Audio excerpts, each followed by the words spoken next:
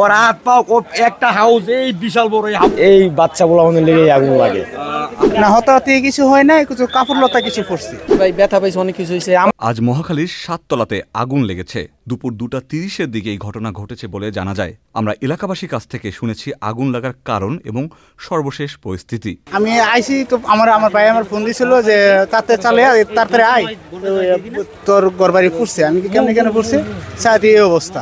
সাথে আমার ভাই ফোন দিছে, ফোন দেওয়ার পরে আমাদের বসছি ফুরে গেছে সব। বাচ্চাগুলো আমাদের লেগে আগুন লিয়ে শয়তানি করে, গ্যাস লিক হইয়া, গ্যাস সিলিন্ডার বাস্ট হইয়া, বস্তি তো গ্যাসের লাইন এদিক দিয়ে ওদিক দিয়ে যে দিক দিয়ে পারছে এদিক দিয়ে ঢুকছে। যে কোনো সময় এই বাচ্চাগুলো আমাদের লেগে আগুন লাগে।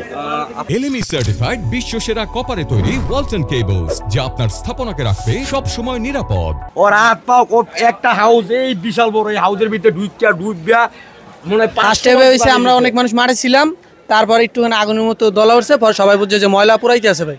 পরে আসার পরে দেখলাম আমরা আগুন জ্বলতে আছে, পরে যে যেরকম পারছে অনেক মানুষের সাহায্য করছে, তারপর ফায়ার সার্ভিস আছে, তারপর সবাই মিললেই আর কি।